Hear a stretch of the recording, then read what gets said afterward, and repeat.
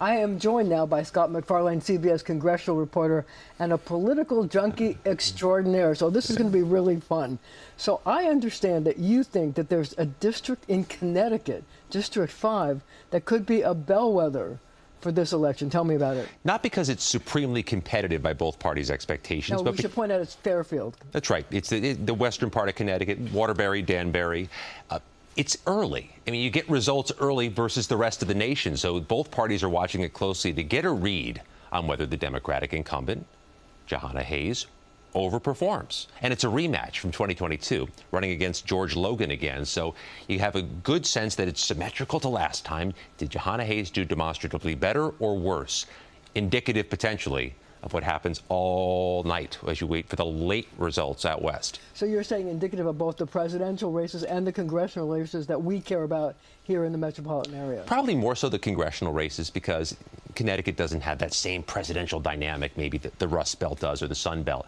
But Democrats view her as very similar to other incumbents protecting narrowly won districts because she's relatively new. Pat Ryan in the Hudson Valley, relatively new. They have House members in battleground states like Arizona, Pennsylvania, who are relatively new. They'll get a read on that. That race will be watched disproportionately close in Washington. So you've spent time traveling around the Hudson Valley talking to voters. What are they telling you? First of all, I should get credit for going to the Hudson Valley in the middle of October, which is something people pay to do. I got to do it for free. I give you credit. The issues are somewhat similar to what you'd see in a presidential battleground. Yes, there are border security issues. That's why you're seeing all those ads on border security. It's an issue that follows migrant crises as the migrants move into further parts northern in New York. There's a housing price issue that may be distinctively large in the Hudson Valley and in northern Jersey and in Connecticut, because we know what the rent costs here. We know what the mortgages cost here. It's expensive everywhere, but it's, of course, uniquely expensive here. That's an issue. But also, I think when you look at the issue of women's reproductive rights, the Hudson Valley has a history of voting and mobilizing on that issue. You'll recall the first congressional election, special election, was right after Roe versus Wade was overturned in 2022. Right. And that race was just weeks later. It was a special election, a close one, and both sides were talking about women's reproductive rights disproportionately. Again, Pat Ryan won the special election, pivoting his whole campaign toward that issue, and it still saturates all those races up and down the Hudson River. So I have to ask you this question. One of the people who's not on the ballot that probably has more to gain or lose than anybody is the governor of the state of New York, Kathy Hochul. Number one, she has opened 65 offices around the state to try to help the Democratic congressional candidates, but also Nancy Pelosi blamed her during the last election for the fact that the Republicans took control of the House. So what's at stake for her? And what's your prediction about whether she comes out of this smelling like a rose or not smelling like a rose? Nancy Pelosi continues that drumbeat of bringing up that she ascribes some blame for Democrats' performances in the midterms to Governor Hochul. Governor Hochul has been proactive and very aggressive with her media outreach on this, that she is taking some ownership in this. She's putting some skin in the game by being an organizer, a mobilizer, and a galvanizer for federal Democrats, even though she's a state office holder. She clearly can make inroads in these same purple areas for the betterment of her future and her agenda if she can help a Democrat win the 19th district, which includes, yes, Woodstock, it includes Sullivan County and Liberty, but it also includes some particularly rural areas outside of Binghamton. These are areas where Democrats would like to make inroads. That's Mark Molinaro's seat. The incumbent, the Republican Mark Molinaro, facing a very well-funded challenger in Josh Riley. If Kathy Hochul can bring the 17th district back to Democrats, they think they should have it still. It helps her in Westchester. It helps her in Rockland. That's a tougher road to hoe. That's right. And another one of those remarkably well-funded races in the 17th district with the incumbent Mike Lawler and the Democrat Mondaire Jones. But there's a third party in that race, and that could be the deciding factor, right? Yeah, and it's also two experienced members of Congress. And your debate last week, they looked the part of two polished, experienced debaters. But what strikes me most about the New York races as Governor Hochul tries to nudge the Democrats is the Democrats are outraising the Republicans even when they're the challengers. That's just not tradition. That's not muscle memory in federal races. Josh Riley's outraising Mark Molinaro. Democrats on Long Island are outraising Republicans on Long Island who have the seats now. That's a unique thing this cycle, though it's not unique to New York. Does money get people to the polls? Money helps with your ground game. Money helps pay for the ads if they have any returns still left in them.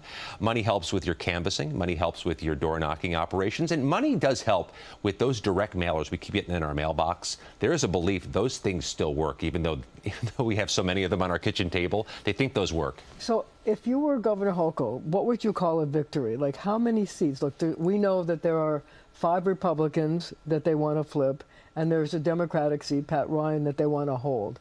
How many of these seats is a victory for Kathy Hochul? I think there'd be a practical way of answering that question. Winning more than you had last cycle and Democrats get control of the U.S. House, that's a victory. No matter what you contribute to that larger goal, you declare victory, and to a degree, you rightfully declare victory. Winning 5 seats in New York that you didn't have last time, but Democrats still come up way short, she could view that as a victory. But for the broader party, for the broader government, for the future Harris or Trump administration, it hasn't done a whole lot of good in terms of establishing an agenda. So basically what you're saying is even if she's able to take 1 seat and the Democrats are able to flip the House, she can declare victory. And I think that's right. And the rejiggering of lines again has made some of these districts a little more competitive or a little less competitive for Democrats than they were even in 2022. Well, Brandon Williams has got in Syracuse. He got more Democrats. He's a Republican. He got more Democrats, and the polls say that it's now leaning Democrat. Yeah, those lines in particular hurt the Republicans. They may have shored up something else, but they certainly risk loosening up their hold on that central New York district. But I think the overall big picture is where the governor can come out and triumphantly declare victory if Democrats take the House. And how does that affect her when she wants to run for re-election? I think it's certainly an indication that she has found a way to go mobilize and galvanize. She's made her way in several different forms of it, through her outreach, through her money, through her organization, into different parts of the state. She'll need to come home to her. She'll need to be there again for her. It's an investment of sorts. But we can't understate the stakes here. The Democratic House is a remarkable handcuff on a President Trump. The Democratic House is a shot of nitroglycerin for a President Harris. And on that note, we have to leave it there for right now, but we'll have much more right after the show on our streaming channel, CBS News New York.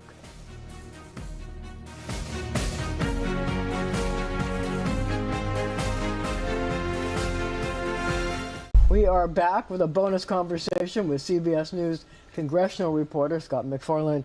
So, you've spent a lot of time in the Hudson Valley, and as we both know, SALT, the deductibility of state and local taxes, is a very big concern. So I wonder, in your mind, if that's going to be a pivotal issue for the people in the Hudson Valley determining who they vote for. And the corollary to that is, will the Republican candidates pay a price because this was A, passed by Donald Trump, and B, they've introduced bills and have not been able to get it passed? I think it's an enormous issue. It's a pivotal issue in January. In our area, it is a pretty bipartisan issue. I mean, there is a hatred for the state and local tax change that was made a few years ago, and I think both parties have done a good job embracing the issue and championing the issue as we have to get this back the way it's supposed to be. But in January, when we start putting the wheels on the road of funding the government and doing long-term financing, they'll hit this brick wall because Washington recognizes there's a lot of money the government saves by taxing us more. There's a lot of money the government saves by taxing New York, New Jersey, Connecticut, Maryland more, California more. And getting that back into the government's funding, it's a challenge the Speaker of the House has not yet shown a way to navigate. So here's my question. Speaking of the Speaker of the House, Mike Johnson was actually in the Hudson Valley on Thursday, and he was asked about SALT. And while he said that, congressmen like Mike Lawler and Mark Molinaro have, quote, twisted his arm, he also said that other states have different views and, quote, there's a lot of work that has to be done to convince other congressmen to go along with this. Was that a smart thing for him to say in the middle of this very heated race in the Hudson Valley in a number of seats? No, there was some equivocation there about SALT, and I wonder if that's the thing you want to do when you're speaking to a Hudson Valley audience, saying that Mr. Molinaro and Mr. Lawler were twisting his arm and advocating strong on it. There's a political utility to that. You can see it benefiting the local Republicans. But my experience covering this issue over the last few years is that both parties have championed this issue aggressively. Just over the last few years, both parties in Washington haven't done so effectively. So here's the other question. During the campaign, and knowing it's a big issue, Donald Trump has promised that if he gets elected, he would undo SALT. Now, we need to point out that the whole tax package expires next year anyway, right, and they have to re-establish it. So do you think that if he were to get elected, he would actually be able to make good on that promise, given the fact that Congress knows when they're debating a tax bill that there's a lot to be gained for their districts if they don't do SALT?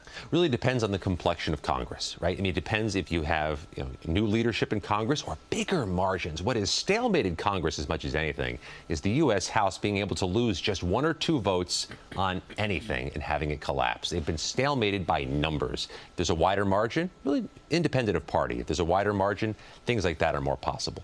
So do you think that there's going to be a wide margin? I mean, do you get a sense? I mean, it seems to me that the country being so incredibly divided on the presidential race means that Congress is going to continue to be divided and be very close. I mean, what's your take on that? There's an expectation Congress in the U.S. House is going to be remarkably narrowly divided still.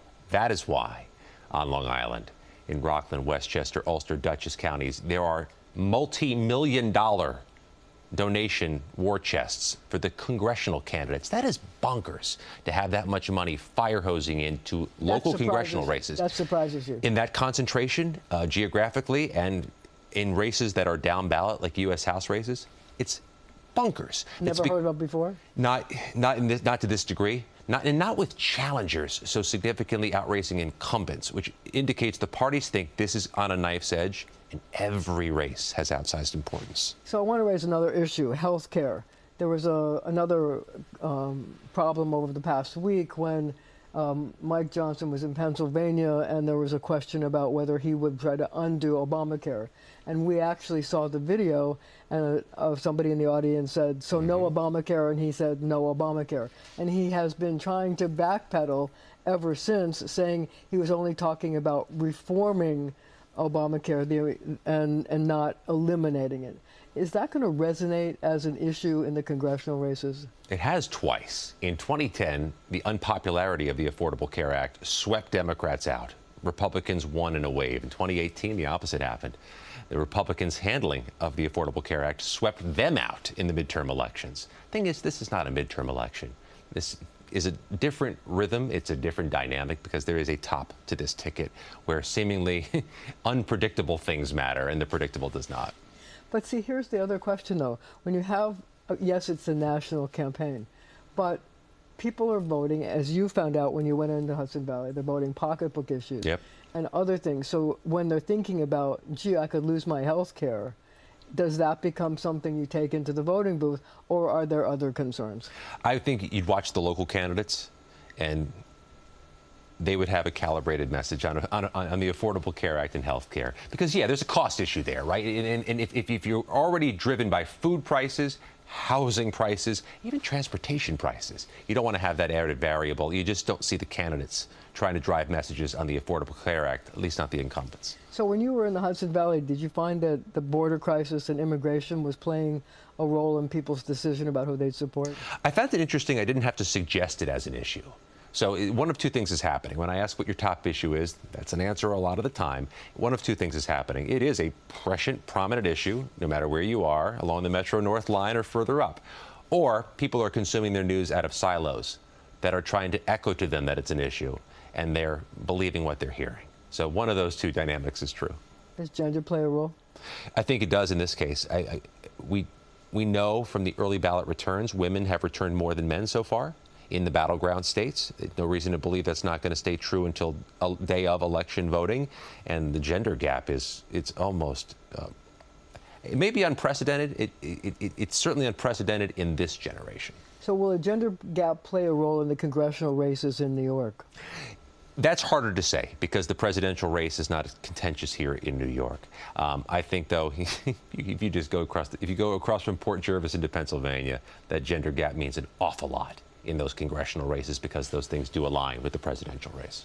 So last but not least, democracy. Is democracy a question that's going to affect people when they vote for president, but also, the congressional races here in New York? Unequivocally, yes. Congress got itself involved in the future of democracy by not only what happened on January 6th, but how 130 plus Republicans, after the riotous attack and the deaths, still voted to challenge the election based on baseless claims. Congress has now synthesized itself with the future of democracy because of that day.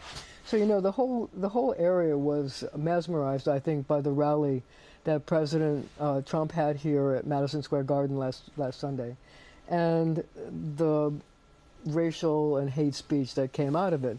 And I was wondering if it was going to play a role in the congressional races. I know that when we interviewed Mondaire Jones this week in the Mike Lawler race, he made sure to point out that Mike Lawler was there. And I think that, some of the other candidates are also pointing out that, like D'Esposito was there. Yeah. And will that play a role, and will that affect how people vote? I think that Democrats are trying to make that effort because, they blasted out wide whatever Republican was in attendance when a racist joke was made about Puerto Ricans. There's also diminishing returns here as early voting is adopted nationwide. All of these surprises, all of these scandals, all of these ads are reaching a smaller and shrinking voting base. And the time to strike with something that has impact may have been a couple weeks ago. And yet, though, Donald Trump and the Republicans have sort of asked people not to vote early, although that's sort of changing. So it seems like more Republicans will be going to the polls on Election Day than Democrats. A lot of Democrats have already voted. So some of these things are going to play a role and could take people who are Republicans, who identify as Republicans, and maybe change their minds. There's a conventional wisdom, too, Marcia, which you know as well as I do, that those who have yet to decide, the late breakers, do wait late to vote. So those who are vulnerable to being swayed, they are still out there. And on that note, thank you so much for joining me. No problem. Thank you at home for joining us as well.